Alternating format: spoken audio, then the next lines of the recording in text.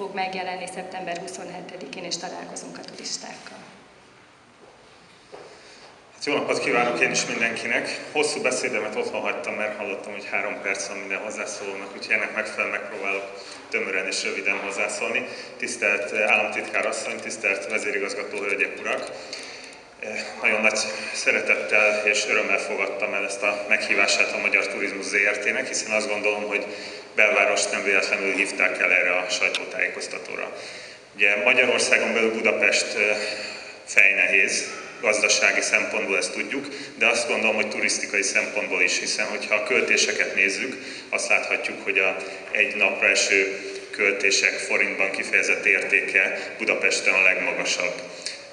Ez nyilvánvalóan jelentősége ennek a belváros számára is igen nagy, hiszen talán szerénytelenség nélkül mondhatom, hogy Budapesten belül is belváros az a kerület, amit leginkább látogatnak a turisták, és ott is laknak leginkább a turisták, hiszen nálunk van az 5 csillagos szállodáknak a döntő többsége, rengeteg 4-3 csillagos szálloda található a belvárosban. És a belváros mondhatja magáról azt is, hogy itt történnek a legkomolyabb szállodafejlesztések, akár az elmúlt 1-2 évnek a időtávjában gondolkodunk.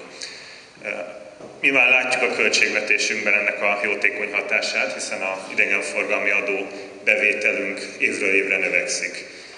Mostanra ez elérte az 1 milliárd forintot.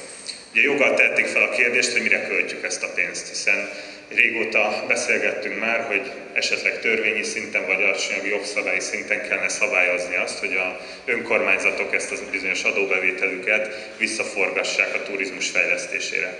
Azt gondolom, hogy ebben megpróbálunk példát mutatni, hiszen belvárosban folyik éppen több mint 10 közterületfejlesztési program, aminek döntő többségét az Európai Unió is finanszírozza, illetve a magyar kormány is támogatja pénzügyileg. Ugye, ha csak belegondolnak abba, hogy a Ferenciek tere március 15-e téren éppen dolgozunk, az Irányi utcában, a Molnár utcában, északabbra a Falk Miksa utcában, a Nagy Ignác utcában, a Bihari János utcában, az Olimpia Parkot teljesen újjávarázsoljuk, szintén a Kossuth tér mellett. Tehát a Kossuth térhez kapcsolódóan is számos közterületfejlesztési programunk van éppen folyamatban. Ugye 2007 óta nagyon sok mindent letettünk az asztalra ezzel kapcsolatban, hiszen belegondolnak, a legutóbbi években készülhetett el ugye a fővárosi önkormányzat beruházásában a március 15-e térnek az északi része, vagy mondjuk az egész főutca tenge, amit mi ennek hívunk, Kálvin tértől egészen a Szabadság térig, maga a Szabadság tér is újjá tudtuk varázsolni, illetve a Szent István teret, az Rényi utcát, tehát ezek mind megtörténtek az elmúlt években.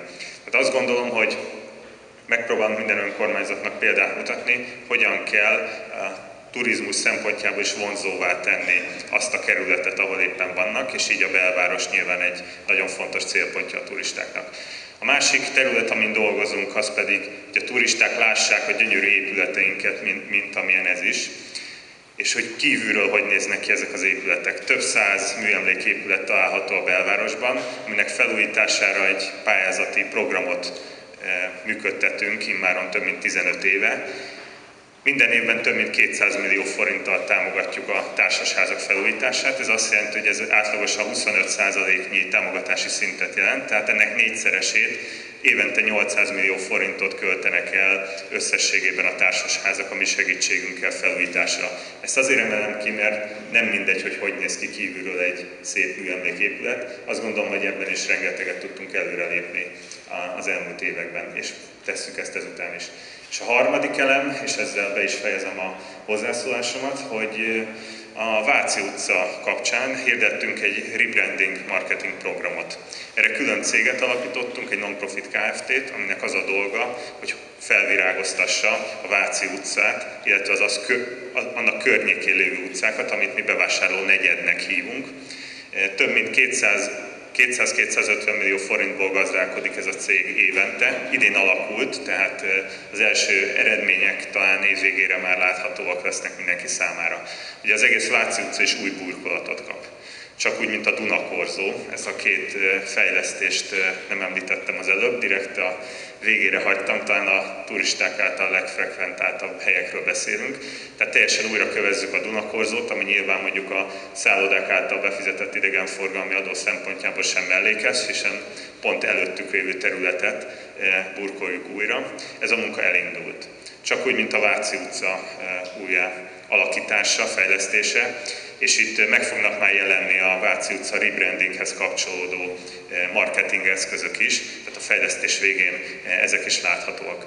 Én azt gondolom, hogy mi az együttműködésben hiszünk, csak úgy, mint a fővárosi partnerekkel, a fővárosi önkormányzattal, a BKK-val, a Magyar Turizmus ZRT-vel, és mindazokkal, akik azon dolgoznak, hogy a belváros Budapestet hogyan tudjuk a turisták számára vonzóbbá tenni, nálunk nyitott kapukat találnak. Köszönöm szépen, és további jó tanácskozást!